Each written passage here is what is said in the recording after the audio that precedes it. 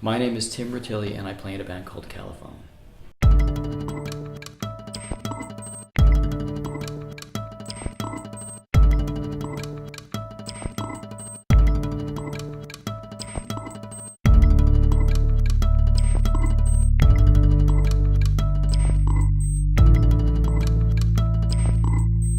The record that I'm going to talk about is Big Star's third record.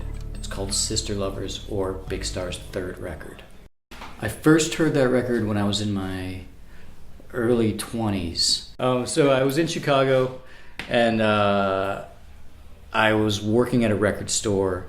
So I had there was all kinds of records at the time, and I was listening to a lot of sort of your old SST records. You know what I'm talking about. A lot of Black Flag, or the first couple of Meat Puppets records. I was really into that sort of thing, and before that it was like I liked the Grateful Dead quite a bit, and I was just starting to play music in a band. I was starting to write songs, and I hadn't heard Radio City, and I hadn't heard number one record yet, so this is the first thing I heard by them, and it just sort of made me, I don't know, I loved it. It's a beautiful, tragic, sad, loose, spacious record. There's nothing that has that kind of space. And it was Memphis. And I was in love with Memphis at the time. I remember just sitting in front of the record player and playing it over and over and over and over. And it changed the way I thought about using space. It changed the way I thought about even more than the Beatles, like how a recording studio could be used. I think I related to the looseness of it, and there was definitely it sounds like people that were past their emotional limit and didn't give a shit, but still making gorgeous, beautiful pop music.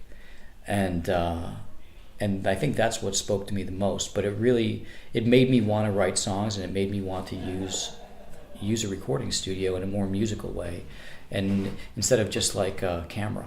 I think we're in a transitional period right now in terms of how music is delivered to people.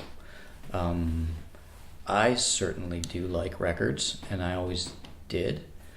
But these kids today, we don't know what they like. But I think we'll figure something out. I think we're going to figure something out. I don't want to complain about it and go, oh man, I miss this and I like big records. Because I think the people that we're making music for is everybody. And everybody likes records.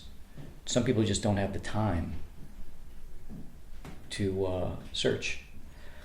But I don't know what's going to happen next.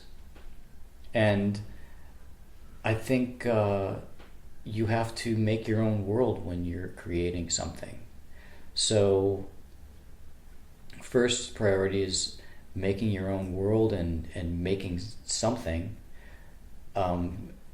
whether it's an object or a piece of digital information. When we make records, or when we make films, or when we make paintings, I think we make these things, we have this fantasy that they're going to last. You know, we make something that we want to outlive us. And I've always thought of making records as we're creating an object. You know, it is an object, and the artwork is a big part of it. Opening up and holding it is a big part of it. Reading the inside and looking at the pictures, it's all part of it.